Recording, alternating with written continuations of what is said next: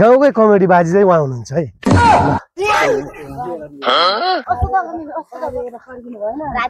ल सोल्ने ल है मेरो झाइगिला बेर्दैको किन त यो चाहिँ उहाँ चाहिँ हुनुहुन्छ हाम्रो गाउँकै कमेडी बाजी है हँसाउन रुवाउन चाहिँ जानुहुन्न है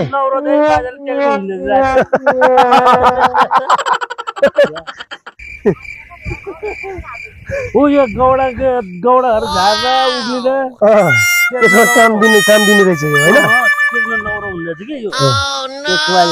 हाम्रो बाजेको पनि यो खेतभन्दा उतापट्टि चाहिँ खेत छ त्यहाँ चाहिँ धान उठाउने होइन त बाजे आएर त्यहाँ धान उठाउने हो बाजेको पनि हामी सँगसँगै हुने रहेछ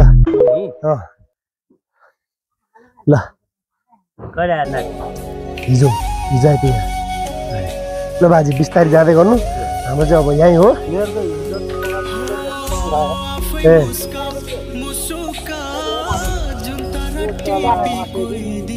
हाम्रो चाहिँ यहाँ चाहिँ खला बनाउने हो हिजोको जस्तै त यहाँ पनि फेरि खला बनाउने हो धपधुडीको फेरि पुग्यो न धपधुडी साथीहरू धानको बिजोग यस्तो छ है पानीले गर्दाखेरि धान चाहिँ खेतमै उम्रिसकेको छ खेतमै चाहिँ टुसा पराइसकेको छ है त्यो पानीले 3 दिनसम्म 4 दिनसम्म लगातार पानीले भिजेको अनि यो धान अहिले ठ्याक्कै 11 दिन भयो हामीले काटेको मात्र 11 दिन पछाडि चाहिँ हामीले यहाँ चाहिँ हाम्रो खला बनाउने हो